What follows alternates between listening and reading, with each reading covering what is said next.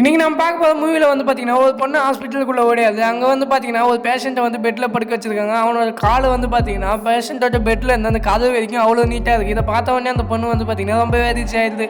உடனே அந்த பையனோட கையை பிடிச்சி இருக்குது. அந்த கையும் வந்து பார்த்திங்கன்னா எலாஸ்டிக் மாரி வந்து பார்த்திங்கன்னா ரொம்பவே நீட்டாகிடுது.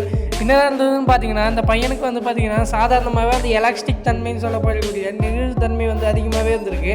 ஒரு நாள் வந்து இவன் ஆஃபீஸில் உட்காந்துருக்கப்போ இவனை கொலை பண்ணதுக்காக 2 பேர் வந்து பார்த்திங்கன்னா ஜன்னல் வழியாக தூக்கி போட பார்க்குறாங்க. அப்போ வந்து பார்த்திங்கன்னா அவனோட கால் மட்டுமே நீட்டாக லென்த் ஆகிட்டு தலை வரைக்கும் போயிருந்தான். இதனால தான் இவனை வந்து பார்த்திங்கன்னா இந்த ஹாஸ்பிட்டலில் வந்து சேர்த்துருக்காங்க. இவனோட கால் வந்து பார்த்திங்கன்னா இந்த மாரி எலாஸ்டிக் மாரி நீட் ஆகிடுச்சு. இதை எப்படியா சரி பண்ணுங்கன்ட்டு அவனும் சொல்கிறான். உடனே வந்து பார்த்திங்கன்னா அவங்களுக்கு என்ன பண்ணுறதுனே தெரியல. தெரியாதனமாக வந்து பார்த்திங்கன்னா அவங்க பக்கத்தில் இருந்த ஒரு மருந்து டப்பா வந்து இவங்க வந்து பார்த்திங்கன்னா அமைக்கிறாங்க. அது வந்து பார்த்திங்கன்னா அவனோட மூக்கில் போய் அடிச்சிருது. அடுத்தது வந்து பார்க்கணும் மறக்காமல் சேனல் சப்ஸ்கிரைப் பண்ணி ஒரே ஒரு லைக் பண்ணி கொடுத்துங்க. அடுத்தது வந்து பார்த்திங்கன்னா அவன் மூக்கு வந்து பார்த்திங்கன்னா அவ்வளோ பெருசாகிடுது.